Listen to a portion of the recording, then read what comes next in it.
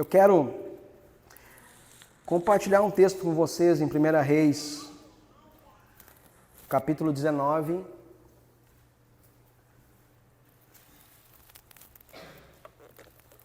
Primeira Reis, capítulo 19. Nós vamos ler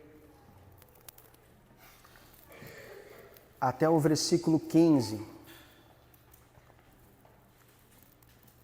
Diz assim o texto: Ora, Acabe contou a Jezabel tudo o que Elias tinha feito e como havia matado todos aqueles profetas à espada. Por isso Jezabel mandou um mensageiro a Elias para dizer-lhe: que os deuses me castiguem com todo o rigor, se amanhã nesta hora eu não fizer com a sua vida o que você fez com a deles. Elias teve medo e fugiu para salvar a vida em Berseba. De Judá, ele deixou o seu servo e entrou no deserto.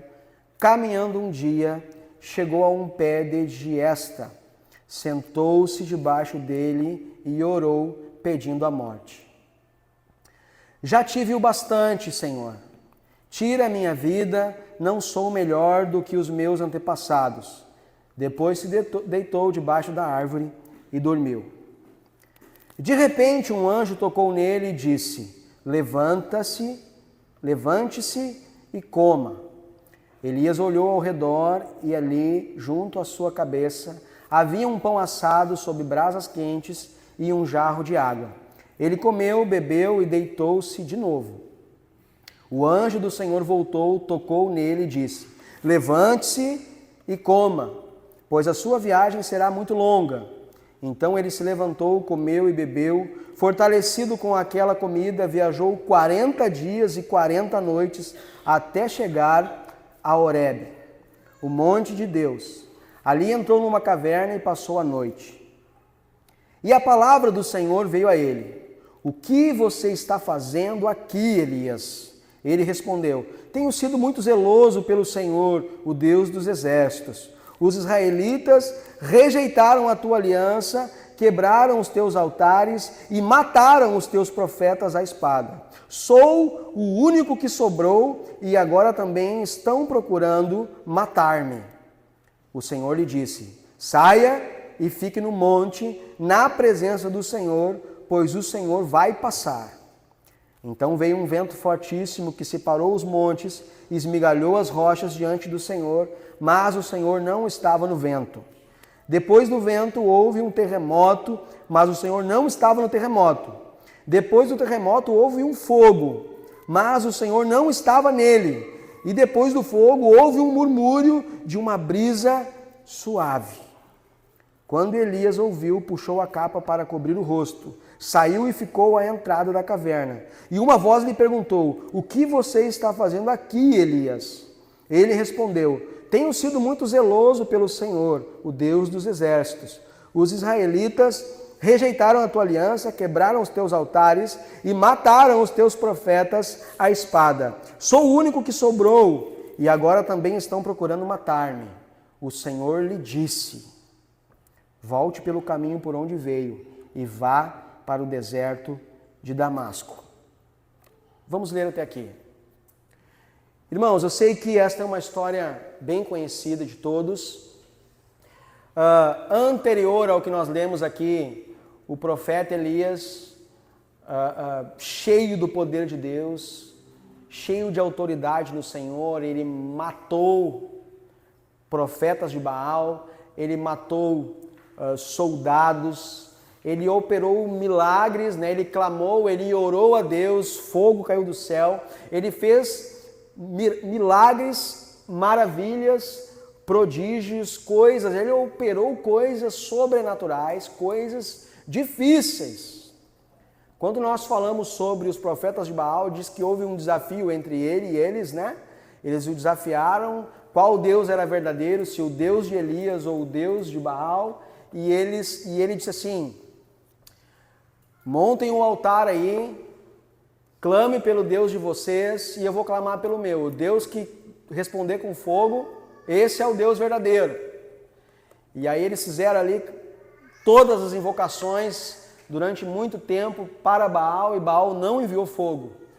Aí Elias, quando chegou na vez dele, disse assim, molhe essa lenha aí bem molhadinha, e levantou a mão e orou aos céus e desceu fogo, queimou o altar, queimou todos os profetas, né? E muitas outras obras sobrenaturais e espetaculares Elias realizou e vai realizar depois, também posterior a esse texto que nós lemos aqui. Agora, o que é diferente de toda a história de Elias é que neste momento aqui, Elias, após ele ter matado esses profetas, ele ter feito esses grandes feitos, ele recebe uma notícia. Acabe, que era o rei, marido de Jezabel, fala para Jezabel, que era quem mandava, Jezabel mandava em Acabe.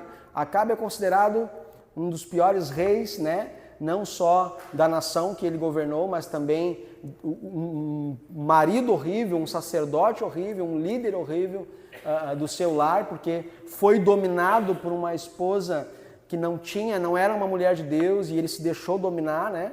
E muitas coisas terríveis Jezabel realizou e Acabe consentiu sem nenhuma vez tentar intervir, né? Ele sempre foi cúmplice da maldade da sua esposa. O que revela também não só uma passividade, mas também um coração sujeito à maldade também ele tinha, né? Porém, quando Elias toma conhecimento que Jezabel agora queria matá-lo, inclusive ela promete a ele, ela diz assim, olha, avisa ele que até amanhã, nessa mesma hora, ou seja, em 24 horas no máximo, vai acontecer com ele o que aconteceu com os profetas que ele matou. Ou seja, ele recebe uma sentença de morte de Jezabel. E diferentemente do que nós esperaríamos, né, de um homem como Elias, ele diz que ele se tomou de medo e vazou, né? Ele se retirou do que ele estava fazendo, ele fugiu. Diz que ele teve medo e fugiu. Repitam comigo aí, teve medo e fugiu. Amém. E ele se escondeu, ele chegou num lugar, diz que ele sentou ali, nós lemos ali embaixo de uma árvore e dormiu. Eu não sei vocês, mas se vocês já ouviram isso, há uma teoria que Acabe caiu num estado de depressão, que ele talvez tenha entrado num burnout, numa exaustão tamanha, que ele não conseguiu compreender que um homem que tem autoridade para matar 400 profetas de Baal podia fazer assim e a Jezabel virava poeira, né? Então ele estava com uma carga de exaustão tão grande na vida dele, um peso tão grande na vida dele, no que diz respeito a desgaste, a cansaço, a fadiga, a exaustão, que ele não conseguiu enxergar o óbvio. Quem era Jezabel perto do Deus a qual ele servia? Não era ninguém. Nenhum exército era mais forte do que Deus, e muito menos essa mulher. E ele, em determinado momento, é cutucado, diz que um anjo o tocou e falou assim, levanta-se e coma. Quando ele olha, tem um pão numa brasa, né? Vocês já comeram pão feito no fogão a lenha, que é com uma brasa assim? É diferente, né? Tinha um pão em cima de uma brasa e um jarro de água. Diz ali que ele comeu, bebeu e fez o quê? Dormiu de novo. Ele estava realmente muito cansado. Diz que o anjo cutuca ele de novo. Te levanta, coma, bebe, porque o caminho que tu vai fazer é um caminho muito distante. Diz que ele aí se levanta novamente, come, bebe, e ele caminha 40 dias e 40 noites em direção àquilo que Deus havia ordenado que ele fizesse. É isso que nós lemos aqui. Quando ele chega neste outro lugar, diz que ele acha uma caverna. E ali ele passa a noite. E aí agora, vem a voz do Senhor e diz assim a ele: o que tu está fazendo aqui? Qual é a parte que tu não entendeu? O que está passando? O que está se sucedendo contigo? Aonde que está a tua cabeça? Por acaso, vou ter que te encaminhar para um psicólogo para ver se tu tem um TDAH, tu tá viajando, o que está acontecendo? Né? Porém, ele levanta e dá uma resposta muito linda. Não, eu tenho sido muito zeloso. Eu tenho tido cuidado com as coisas do Senhor, porque muitos profetas têm sido perseguidos. Ele dá uma explicação teológica para o anjo, por que ele está moqueado na caverna. E aí o anjo diz assim: saia e fique no monte na presença do Senhor, pois o Senhor vai passar, ele vai se revelar a ti. Então ele dá uma ordem: sai desse lugar que tu está e vai para o monte, vai para o lugar onde a presença de Deus está e espera que Deus vai se manifestar ali. Ali tu vai ver Deus. Ele vai para o lugar. Diz que quando ele estava, quando passa chuva, vento, terremoto, Deus não está. Quando vem o sussurro, olha só, e depois do fogo houve um murmúrio de uma brisa suave. Quando Elias ouviu, puxou a capa para cobrir o rosto, saiu e ficou à entrada da caverna. Tipo, o monte era pertinho da caverna. O lugar onde Deus se manifesta é pertinho também da onde a gente se esconde, né? Às vezes a gente está ali. Por que tu não te envolve? Não, porque a obra de Deus é algo muito sério para mim, eu não me envolvo assim, eu preciso, né? Muitas vezes nós temos um discurso parecido com o de Elias, um comportamento parecido com o de Elias, né? E aí o anjo adverte, novamente a voz do Senhor adverte: o que você está fazendo aqui, Elias? De novo, né, na porta da caverna. Queridos, eu quero trazer para nós aqui algo que vocês e eu vivemos constantemente nas nossas vidas. E eu sei que isso é o que vocês também veem. Parece que o tempo passa mais rápido, cada ano parece que acaba mais rápido, a vida está cada vez ficando mais corrida, à medida que nós vamos amadurecendo, parece que vão se empilhando em cima de nós mais atividades, mais responsabilidades. Aquilo que nos alegra também pesa como responsabilidade na nossa vida, né? Gostamos de trabalhar, mas é uma responsabilidade, gostamos de filhos, é uma responsabilidade, gostamos de estudar, mas tudo isso, a nossa vida com Deus aqui, nos exige um grau de comprometimento. E muitas vezes eu converso com vocês, muitas vezes eu me olho no espelho, muitas vezes vocês me veem, muitas vezes nós nos percebemos como cansados. Cansados.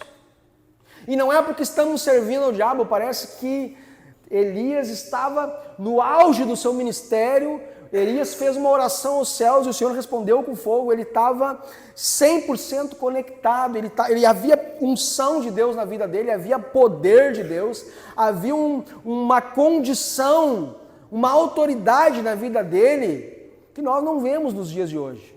Ou nós vemos alguém que ora aí e cai fogo e mata os inimigos, né? Havia algo diferenciado na vida do profeta Elias. Porém, como que um homem cheio de Deus, como que ele se abate logo na sequência de viver milagres tão poderosos como ele viveu, ele se abate ao ponto de ir para uma caverna, de tentar se esconder de uma mulher, alguém que ele sabia que não havia nenhum poder nela no que diz respeito a um Deus que a protegesse, a um Deus que a fortalecesse. Ele sabia que o Deus dele era muito mais forte do que os deuses de Jezabel. Mas isso, por que ele se abateu tanto? O que aconteceu com Elias? Porque parece que ele estava aqui no 80 e ele foi para o 8, né? Do 8 ao 80 em questão de um dia para o outro. Eu queria te dizer o que aconteceu. Eu olhando para a vida de Elias, para o relato dos seus feitos, para esse acontecimento, e eu olhando para mim mesmo, eu já estive, muitas vezes me encontro em lugares onde eu estou a 8.000 giro, onde eu estou dando toda a potência da minha capacidade, onde eu estou dando o máximo. Se eu perguntasse para ti o que é excelência, te dizer, fazer o melhor possível para Deus. Mas o que é o melhor possível? Às vezes nós olhamos, o melhor possível é aquilo que o máximo da condição que eu tenho de entregar. Eu queria corrigir isso no nosso meio hoje. O melhor possível é o que Deus mandou. Ponto. O melhor possível não é a tua potência máxima. O melhor possível é o que Deus pediu, o que Ele determinou, o que Ele disse para te fazer. Só que às vezes Deus nos pede para fazer coisas que não são tão glamourosas, não são tão espetaculares, não nos vão gerar tanta referência ou status, não vão gerar em nós tantos seguidores, e nós queremos viver coisas espetaculares. E talvez haja em você, assim como eu olho, eu falei aqui com os jovens aqui ontem, ou melhor, na sexta-feira na escola de servos, eu olho para os jovens e vejo o potencial, os talentos, vocação, energia, presença de Deus, caráter, eles estão bombando. Porém, nós não podemos pegar e confundir potencial com o que Deus tem. A missão dos jovens, a missão nossa, nós precisamos discernir e entender o que Deus quer, irmãos, e fazermos exatamente o que Ele pediu. Você sabia, não sei se você já leu 1 Reis, mas Deus nunca pediu para Elias matar profeta de Baal. Deus nunca pediu para Elias para ele matar soldado. Deus nunca pediu para Elias fazer altar e mandar cair fogo. Ele não pediu essas coisas. Deus pediu outras coisas para Elias. Porém, havia em Elias o potencial, o poder, a autoridade para fazer grandes coisas. E ele utilizou isso 100% do seu potencial, 100% do seu poder de realização em todo o tempo que ele estava forte. E eu não sei se alguém aqui já teve ou já presenciou um caso de alguém que tem dias, talvez você mesmo esteja assim, tem dias que tu acorda e parece que se tu quiser, tu vai dominar o mundo. E tem dias que tu acorda e que tu nem quer acordar, né? Se tu pudesse, tu ficava aquela semana inteira na cama. Porque só o que tu quer é que ninguém te ligue, e que ninguém fale contigo, que ninguém te peça nada. Por que há tanta diferença? Por que um dia a gente está lá embaixo e outro dia a gente está lá em cima? Vou te falar por quê. Porque muitas vezes quando nós estamos bem, ao invés de nós fazermos o que tem que ser feito, não, nós queremos fazer trocentas milhões de coisas porque a gente aguenta. Aí a gente se arrebenta emocionalmente, psicologicamente, e aí a gente sai de lá para o abismo. Uma pessoa que usa uma droga, ela dá uma injeção de adrenalina e de outras substâncias que fazem ela virar um motor turbo. Só que quando passa o efeito, ela fica pior do que uma carroça. Quem já lidou com o adicto, o dependente químico, sabe. Quando ele usa uma droga, ele é o cara mais poderoso do mundo. Quando dá o que chama, quando passa o efeito e dá o baque da droga, aí ele quer se internar, ele quer voltar para casa, ele quer se reconciliar com a família, ele chora, porque ele está no chão. Quando ele usa de novo, ele vai lá para o céu. Aí ele é o cara mais poderoso, ele não quer ninguém, ele quer fugir. Então, quando nós estamos bem, qual é a tendência? Eu não quero ninguém me dizendo o que eu tenho que fazer, eu posso, eu faço, eu sou poderoso, Deus me levantou para fazer, eu vou desbravar, eu vou ganhar o mundo, eu vou ganhar Gravataí, eu vou ganhar isso, eu vou ganhar aquilo, eu vou fazer 1000 projetos, eu vou realizar 1000 coisas. Porém, chega amanhã, muitas vezes, e nós aí já não estamos com esse gás todo. Chamamos isso de um pico de euforia e depois de um abismo de depressão, onde a pessoa um dia ela é a pessoa que pode resolver tudo. Eu não sei vocês, eu tenho da minha personalidade. Tem dias que eu acho que é o seguinte, se eu quiser, eu resolvo qualquer coisa. E tem outros dias que parece que eu não consigo fazer nada. E o meu desafio que é buscar uma constância, um equilíbrio. Se eu posso andar 1000 passos hoje, eu preciso então andar 200 para que eu possa, ao invés de andar 1000 num dia e ter que passar uma semana dormindo, eu ande 200 por dia e continue caminhando por toda a minha vida. O que Deus havia mandado Elias fazer? Vai em tal lugar, dá um recado para o rei. Mas que tipo de... que profeta que eu sou, um garoto de recado? Elias era muito mais do que isso. Porém, quando talvez há exigência de que daí sim nós, de forma sobrenatural, venhamos a resolver uma demanda que realmente se apresenta a nós, aí nós não temos mais força. E aí se levantam coisas que nem são gigantes. Jezabel não era uma gigante para um homem com o poder de Elias. Porém, ele fez uma coisa que Deus não mandou, ele se desgastou e isso ainda gerou nele inimigos que ele nem teria. Já viu assim esse ditado? Esse aí está procurando sarna para se coçar. Elias procurou e achou, né? Nós sabemos, irmãos, se nós continuarmos lendo, que tudo isso Deus vai direcionar, Deus vai resolver essas questões e Elias vai continuar vivendo o seu ministério até o momento que ele é arrebatado pelo Senhor, numa carruagem de fogo. Então isso não foi uma derrota para Elias, porém em toda a trajetória de Elias é um momento ímpar. Um momento em que ele se deixa abater devido à sua grande exaustão, ao seu grande desempenho, à sua grande performance como profeta. O que o pastor está querendo dizer com isso? Deus não está interessado em alta performance. Vivemos um tempo onde a mensagem da igreja era: pare de sofrer, você não vai mais sofrer. Hoje a mensagem da igreja contemporânea, e eu estou falando igreja, entre aspas, a igreja que está pregando algo distorcido, a mensagem atual é: Deus fará de você alguém de alta performance. O que Deus tem para ti é alta performance, alta velocidade, alta produtividade. E deixa eu te falar, Deus tem grandes coisas, mas é Ele que faz. É Ele que faz. Jesus entendeu isso.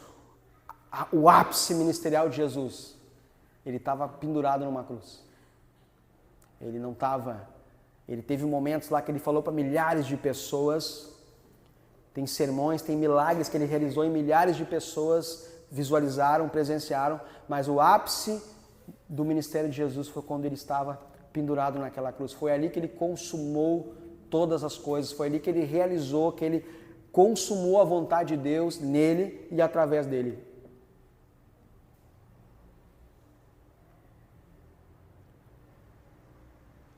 Primeira coisa que eu quero te falar essa noite. Você está cansado? Levanta e come. Tem um pão. Deus tem um pão. Ele não tem te deixado faminto. Ele não tem escondido de ti a provisão. Ele tem te apresentado a provisão.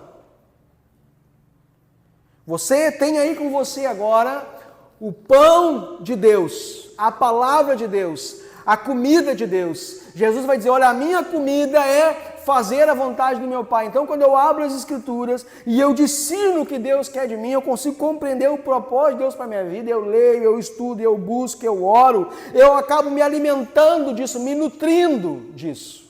E este pão é um pão sobrenatural. Porém, ele não vem sozinho. Junto com o sobrenatural, o anjo ali permitiu, mesmo depois de comer o pão, ele permite que Elias tire mais um cochilo. Porque ele sabe que ao mesmo tempo que vivemos o sobrenatural, também somos homens naturais e precisamos descansar. Então, te alimenta de Deus, come o pão e descansa. Amém? Mas te prepara que no outro dia, de manhã cedinho, vem uma outra cutucada que daí diz assim, levanta, come o pão de novo, tem que comer o pão todo dia. Come o pão de novo, só que agora não vai ter sonequinha, agora tu vai. Diz que Elias caminhou 40 dias e 40 noites em direção àquilo que havia sido determinado na vida dele. Já imaginou o que é isso? Dá para chegar aonde? Quantos quilômetros dá para percorrer caminhando 40 dias e 40 noites? Ainda mais sob o efeito desse pão. Então por que descansamos, mas permanecemos cansados? Oramos, mas continuamos tristes. Declaramos que o verdadeiro amor lança fora todo medo, mas continuamos amedrontados e acovardados. Em primeiro lugar, não estamos comendo pão. Estamos nos alimentando de outras coisas, de veneno, de porcaria, de coisas que não nos nutrem, de coisas que nos contaminam, que nos deixam doentes, nos deixam desnutridos, nos deixam sem vitaminas essenciais. Primeira coisa que temos que entender aqui, como o pão. Segundo, descansa. Não adianta você achar que uma coisa substitui a outra. Você tem sim que buscar a Deus, você tem que orar a Deus, porém você também tem que descansar. Ele estava apavorado, angustiado, devido à perseguição de Jezabel. Diz que quando ele chegou, ele dormiu embaixo de uma árvore. Ele estava caindo pelos cantos, onde ele parava, ele dormia. Descanse. Porque Deus não vai poder fazer aquilo que Ele tem para fazer na tua vida e através da tua vida, se tu não tiver força. Tem uma mentira do diabo que diz que tu tem que trabalhar 24 horas por dia. E que, se possível, depois que tu morrer, tu tem que fazer alguma coisa ainda.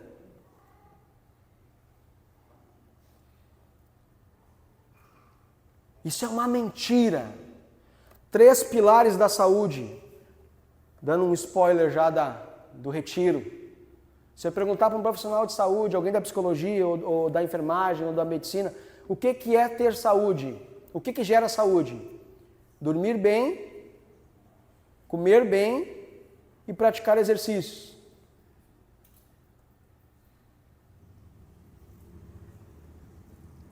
E talvez, mas isso aí é só do corpo. Não, se você não come bem, você não fica bem para fazer as coisas espirituais também. Você não fica bem. Você precisa se organizar, você precisa acordar para essa realidade. Precisamos comer de Deus o que é sobrenatural e fazer a nossa parte, que é o natural, descansar. Em terceiro, Deus fala para ele, agora levanta e vai. Então nós precisamos obedecer, crer em Deus, sair do lugar onde nós estamos nos sentindo protegidos, aonde nós achamos que estamos seguros contra as Jezabels da vida, as angústias, as lutas, as guerras. Deixa eu te falar, não há lugar que você possa se esconder das guerras que vai acontecer na tua vida. Não adianta nós ficarmos procurando refúgio destas guerras que na verdade estão aí para que sejam lutadas por nós. Você vai ter lutas ao criar os seus filhos, você vai ter lutas no seu casamento, você vai ter lutas no seu trabalho, você vai ter lutas na igreja, não há como escapar disso. Então não tem nenhum lugar que você possa se esconder disso, você precisa se preparar para isso. Se alimentar, descansar e ir em direção àquilo que Deus tem.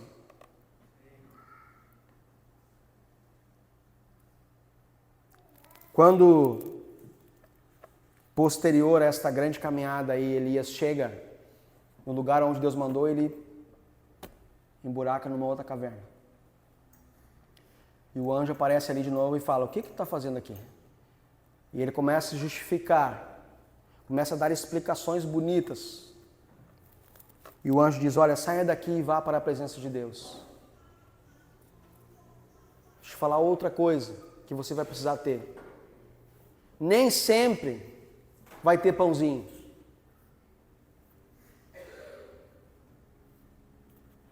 Nem sempre vai ter pãozinho. Porque Deus já deu o que Ele tinha que dar.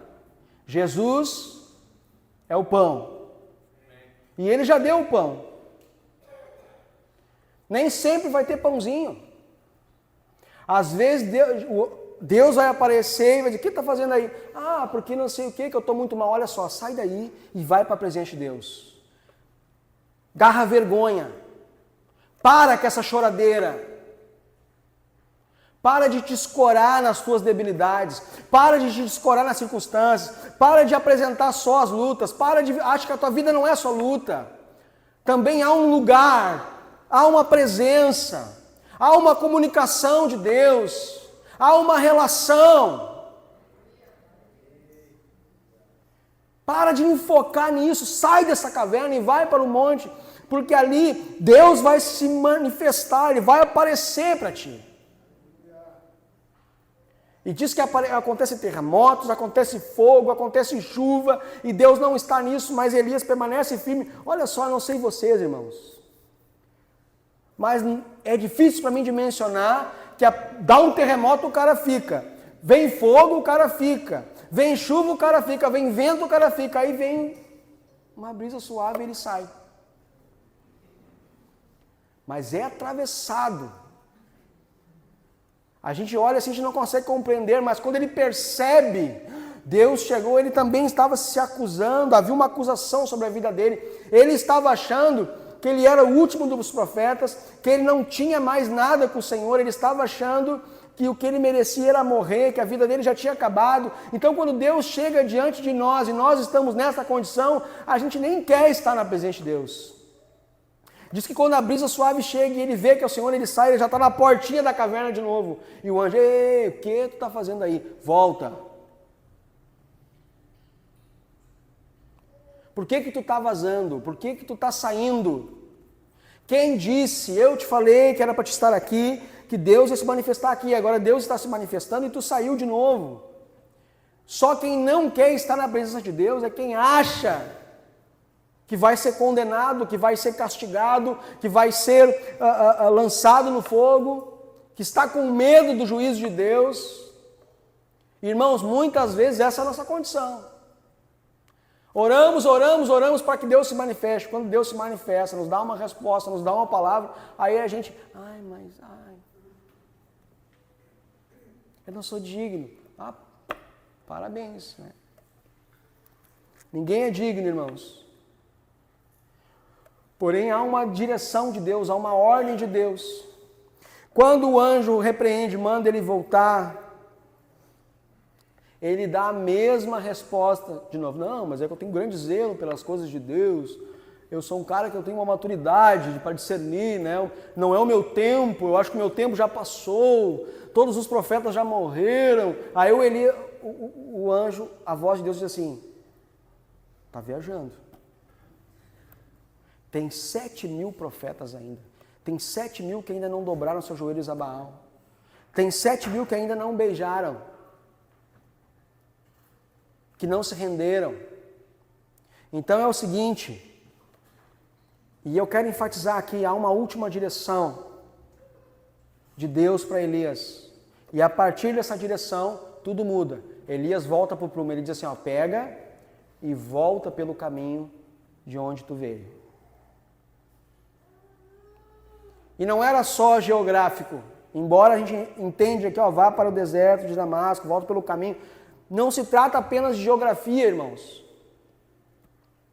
Você às vezes está naquilo que Deus tem para ti, está vivendo, você se abala com alguma circunstância, você cansa, você se decepciona, você se chateia, você não quer mais, você sai, você começa a tentar se relacionar com Deus de muitas formas, vai para a caverna, vai para baixo da árvore, cansa, se exaure, Deus está falando e tu foge, tu acha que não é mais para ti. Então tu vai te afastando, até que em algum momento Deus fala assim, olha só, volta de onde tu veio. Recomeça, volta para lá, porque é de lá, é a partir de lá, tu te distanciou daquilo que Deus tinha. Não é para te estar em caverna, não é para te estar embaixo de árvore, não é para te estar orando pedindo para morrer. Não é para te estar falando que não é para ti, não é para te abrir mão do que Deus tem, não é para te achar que tu é o último, que tu é o cara mais sofrido do mundo. Porque existem muitos, milhares e milhares como tu, ou que estão vivendo coisas ainda piores do que tu. Então está na hora de você voltar pelo caminho, o mesmo caminho que tu fez para sair daquilo que Deus tinha, está na hora de voltar, para que tu consiga, da onde tu parou, retomar o que Deus tinha. E se eu pudesse ser, o que eu vim te falar aqui essa noite? Eu vim te falar o seguinte: está na hora de tu voltar para aquilo que tu sabe que Deus tem para ti. Parar de ficar dando volta, parar de discurso bonito, parar de enrolação, parar de justificar. E se agarrar naquilo que Deus tem, porque senão tu vai cair na mão de uma Jezabel da vida, tu vai cair numa luta, tu vai te perder.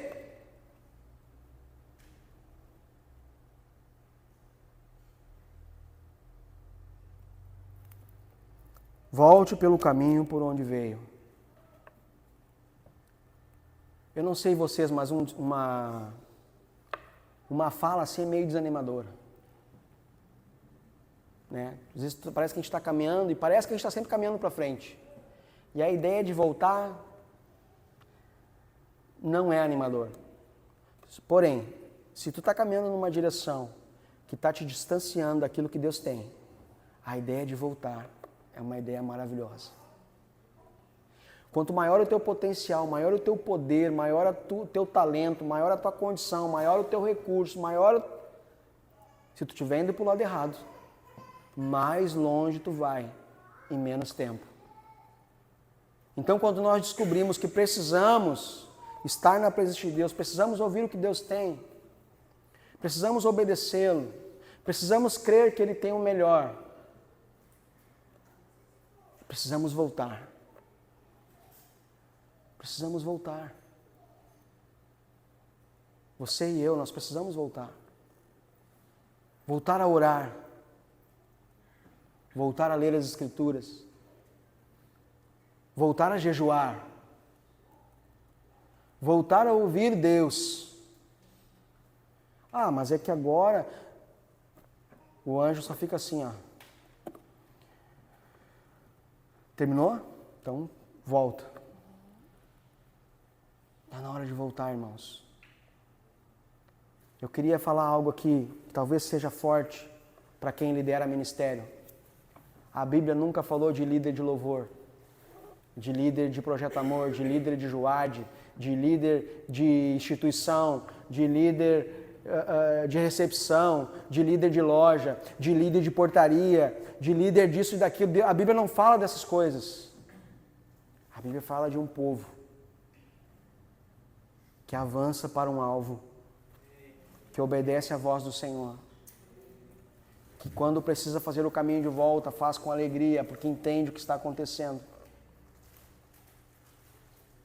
Deus tem uma direção específica para a tua vida, que passa por todos os princípios que a palavra nos traz.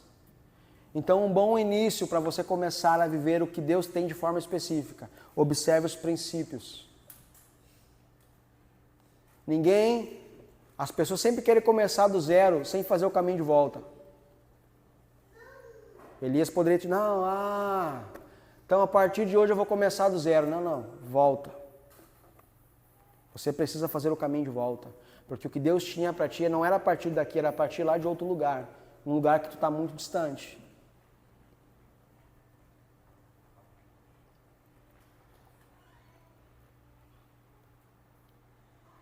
Queria te convidar a ficar de pé.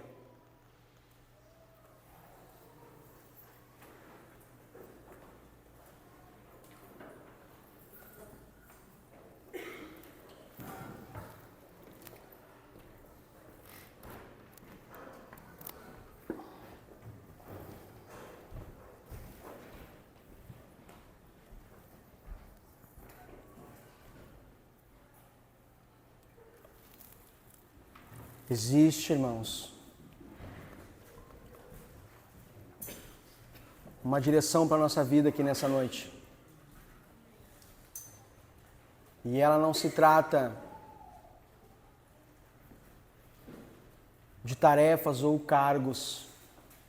ela não se trata de departamentos, ela não se trata de fazer o que tu tem que fazer de forma bem feita. Ela se trata de entender o que Deus quer. Porque no lugar que Deus quer, você pode até sofrer, você pode até se angustiar, mas jamais você irá para uma caverna pedindo para morrer. Jamais você vai pensar em desistir. Jamais você vai querer abandonar o Senhor. Jamais você vai achar que a tua luta é maior do que Deus. Talvez você esteja exausto. Você esteja realmente cansado. Sabe, irmãos, às vezes eu me acordo muito cansado.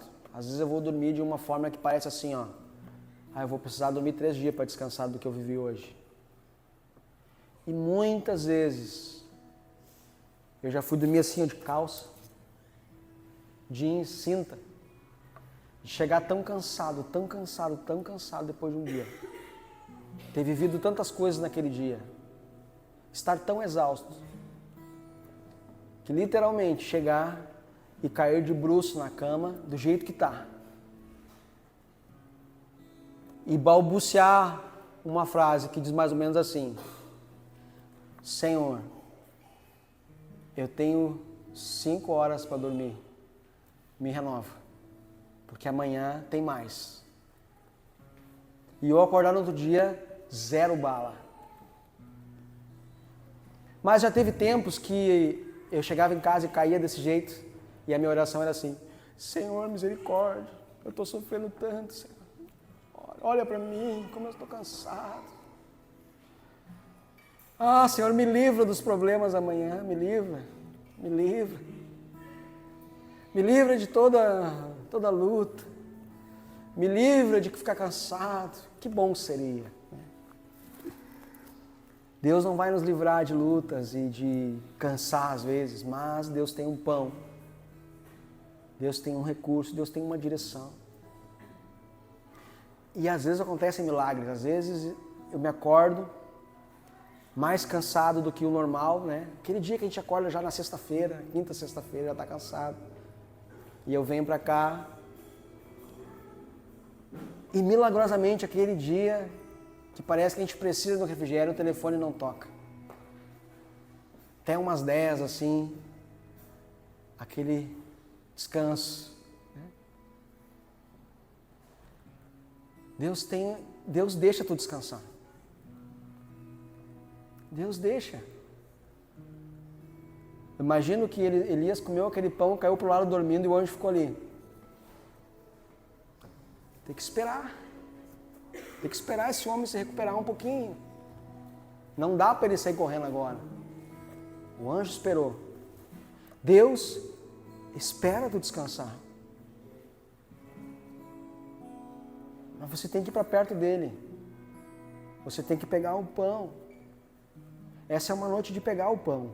Essa é uma noite de comer, essa é uma noite de ouvir o que Deus está falando.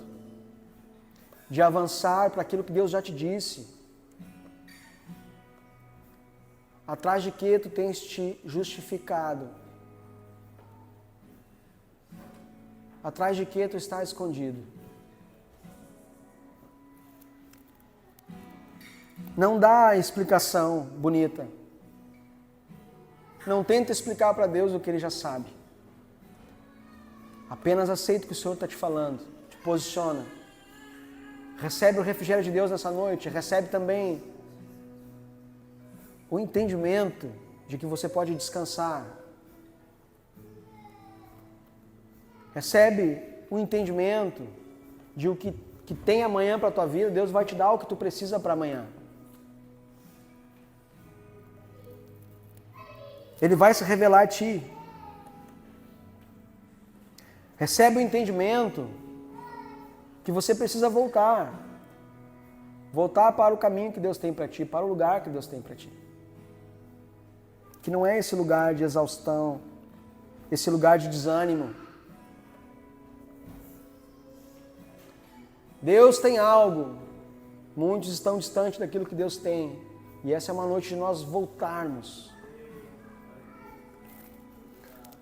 Aleluia.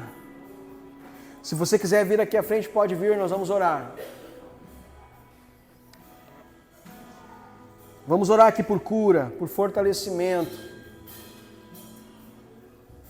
Vamos orar aqui para que Deus nos dê o que é necessário. Vamos orar aqui para que Deus nos dê um pão essa noite. Para que Deus nos dê um descanso, mas não porque nós queremos ficar preguiçosos, mas descanso para vivermos aquilo que Ele tem. Para podermos viver a plenitude do que Ele tem. Aleluia.